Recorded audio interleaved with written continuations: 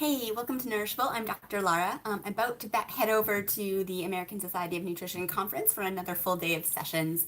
But first, I wanted to share a little bit about what I learned yesterday. So two things I want to talk about. The first was a study that was looking at how sleep deprivation can increase your preference for sweet flavors. So I thought this was really interesting given how many people are, pretty sleep deprived. So in this study, they were showing that they would reduce people's habitual amount of sleep by about 33%. So not crazy, about the amount that you would reduce your sleep if you watched an extra Netflix episode or two. And it showed that this really increased their preference for sweet flavors. So I think this could be an interesting fact that might push people to eat more sweet food when they are sleep deprived. So I thought that was pretty interesting. And then the other thing was looking at this idea of focusing on carb quality rather than just the total number of carbs. This idea isn't really necessarily that new, but I learned a new perspective of a way to kind of evaluate a food based on its carb quality. So, for a while we've been really focused on reducing the amount of added sugars, which is great. We want to reduce the amount of added sugar consumption.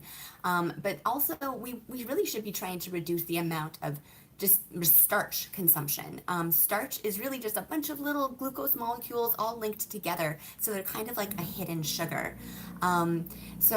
Whereas fiber is another type of carbohydrate, but it's a more complex carbohydrate that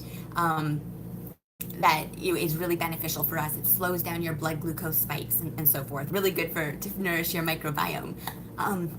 So the new perspective that I learned was really trying to focus on eating foods that have less than 10 carbs per gram of fiber. So really looking at the ratio of total carbohydrates to fiber, and that's going to give you a sense of whether this is a good quality carb.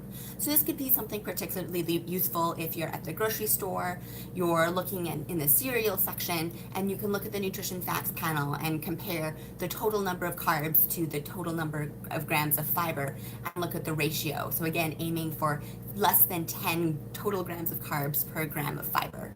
When you're in the produce section, it's not going to be that relevant. You don't need nutrition facts panels there so much. So I thought that was kind of interesting. Let me know if you think that would be a helpful way to help distinguish between products using that ratio of total carb to fiber. That is all for now. I'm about to head over for a bright and early session on a yogurt symposium. So I will share what I learned there.